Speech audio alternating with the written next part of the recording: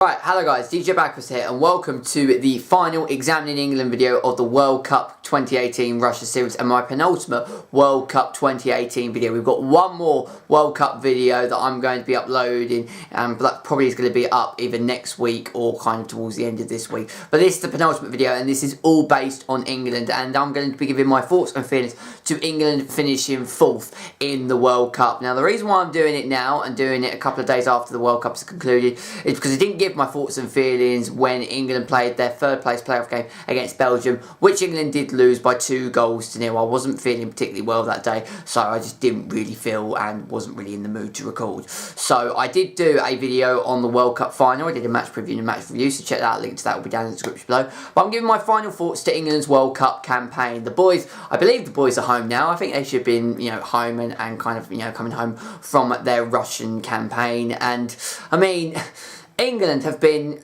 quite incredible in this World Cup tournament. I've expressed kind of my thoughts and feelings on social media, and I did express them quite heavily in the final match view that I did when England lost to Croatia in the World Cup semi-final, because at the very start of this tournament, if you had sat me down in a pub, got me a pint and said, England are going to finish in 4th place, they're going to be one of the top 4 teams in the World Cup tournament in Russia this summer, I would have not just laughed your ass off, but I would have punched you in the face for being rude and just lying to me.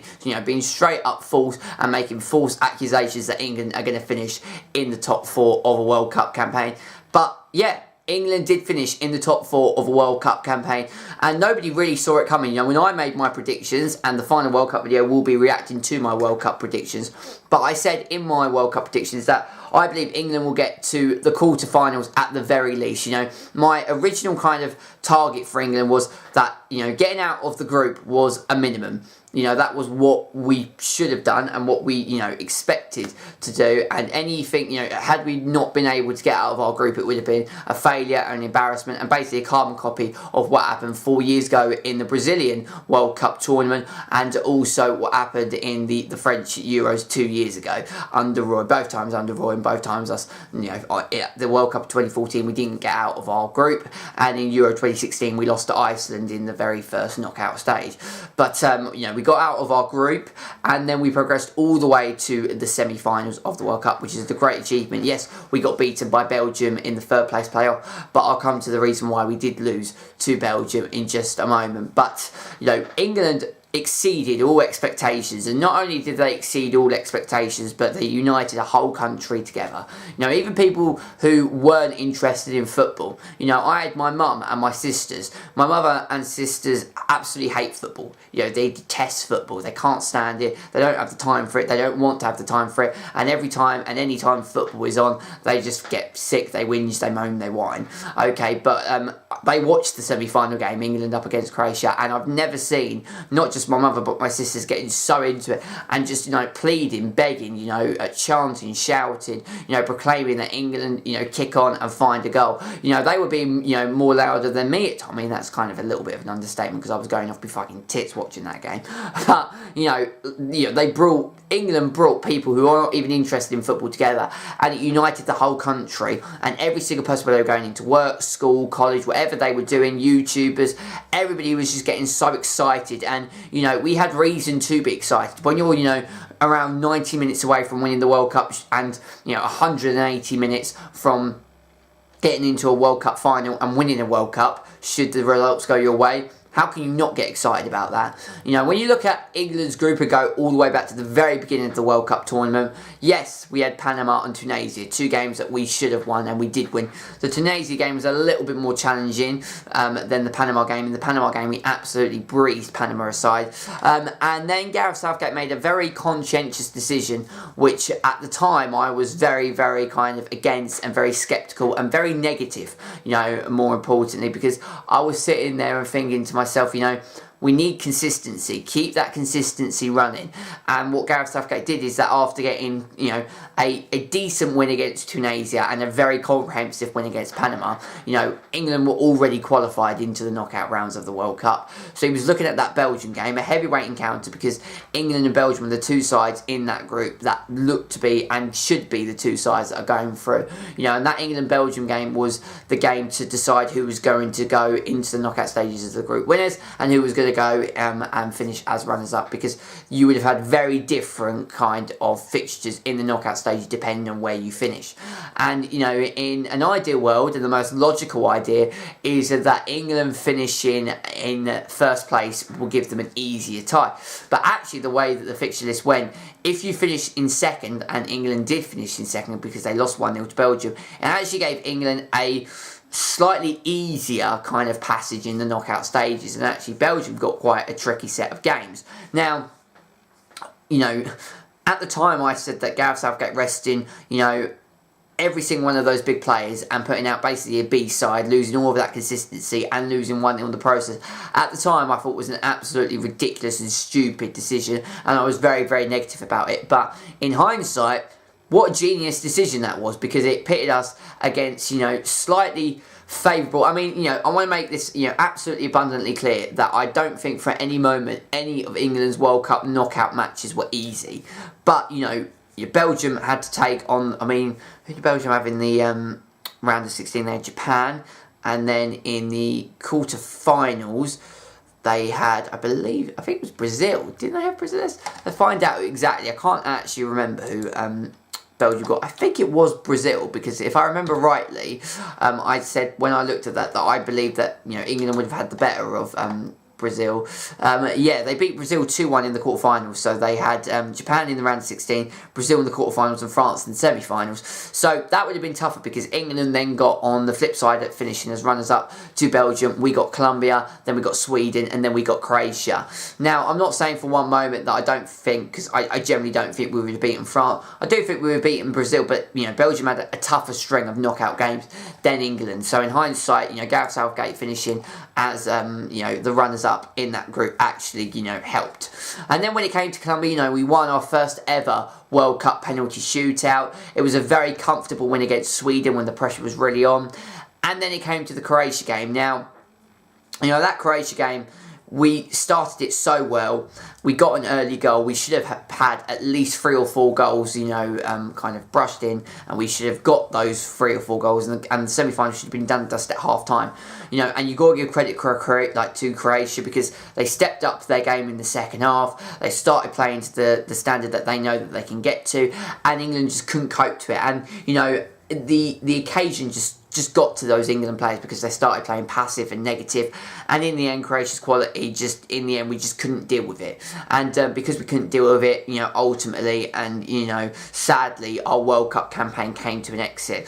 You know, and what was really frustrating is that if you look at that first 45 minutes, had the game gone a completely different way, and kind of England were being able to be clinical and actually, you know, bury the chances that they created in that first half, we would have booked ourselves a place in that World Cup final. Now, on the other side of that, when I watched France against Croatia, I generally believe France would have absolutely ripped England to shreds, generally. So, even though I would have loved to have gotten to a World Cup final, losing a World Cup final would have been even worse. Although the fact that England were actually there in the World Cup final would have been a great kind of moment. But, you know, it's a very, very difficult kind of predicament, and, you know, to ask yourself and give you that scenario, would you have rather gone out in the semi-final, or would you have rather been, you know, knocked out at the final and lost the final?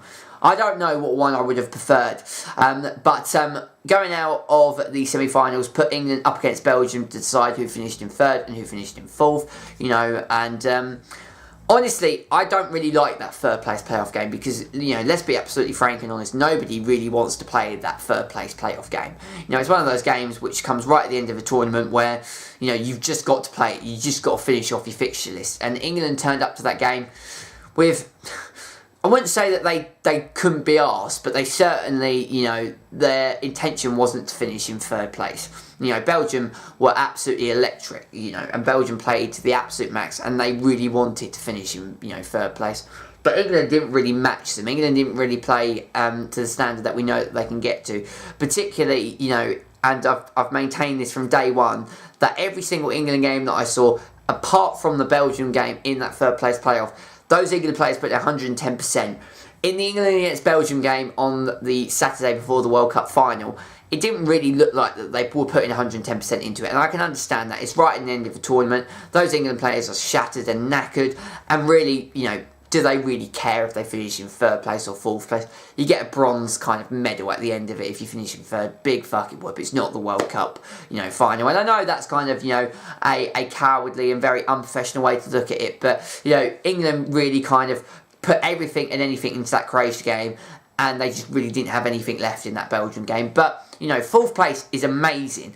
And what is really, really nice, and I'll finish this, is that my final thoughts and feelings is that Gareth Southgate has made us as football fans fall in love with England again. And when it comes to international breaks during the Premier League season, and don't get me wrong, I hate the international break as much as the next person. Nobody really wants to see an international break. But in my eyes, now that England have performed and, have kind of, put life into kind of the international kind of, football team, and that's what Gareth Southgate has done and achieved because of, England's World Cup finish, I think it will heighten and make these international breaks much more important and vital. And people will now be sitting there saying, we need to take these, international breaks seriously as we build up to Euro 2020.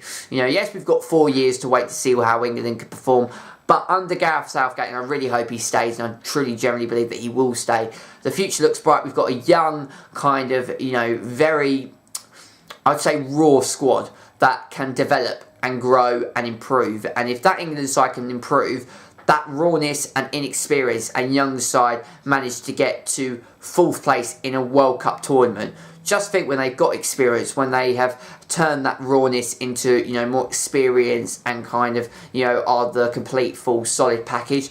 Just think what this England side are going to do. They're going to be absolutely crazy. And, there is some young, gun, experienced and, really promising and potentially very exciting, strong, quick and aggressive England players that are coming through the ranks.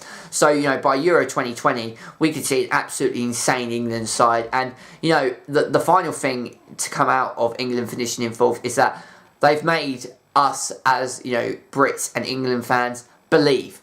We believe now again in that England side, and I've never seen, a World Cup tournament in my entire life where I generally believe that England go the whole way, and it was the first for me in my life, and it was amazing to see, and see a whole country coming together because of England getting so close, and they was, yet they were so close to the World Cup final, but then so far, because, when you look at where France were, champions of the world, how they play football and the squad that they've got at their disposal, and then you look at the England squad, there is quite a big trajectory, and there's a lot of work that Gareth Southgate has got to do. But it's promising and the future looks bright, and under Gareth Southgate, this England side are only going to go from strength to strength. So, in the end, a 4th place finish is a overachievement in my eyes. I've seen so many people that have been so negative, England's first test against Croatia and they failed their first test. I mean, at the start of the tournament, did you generally really believe that this England side were going to go all the way to the fucking semi-finals?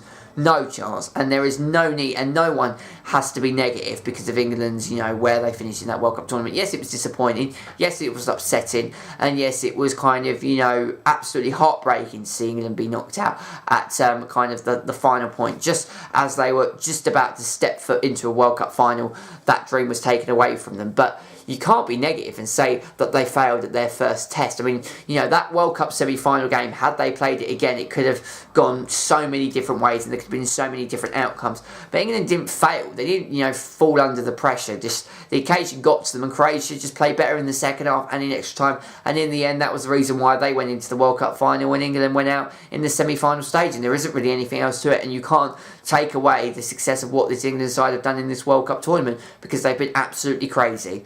So I'm going to leave this episode of Examining England there. I've got one more World Cup video, just as I said right at the start of the video, that will be out either at the end of this week or sometime next week. So please make sure to leave a like on the video if you enjoyed this video and also enjoyed my World Cup content. Subscribe to the channel if you're new around here and check out my great content as well. Follow me on DJ Bagpuss let me try that again, shall we? I've been speaking for a little bit of time and I've now lost the ability to speak. Follow me on Twitter at DJ Bagpuss1998 for all kind of more extended and further football thoughts. And until next time, it's DJ Bagpuss signing out. Take care, and I shall speak to you all later. Take care, and I shall see you all soon.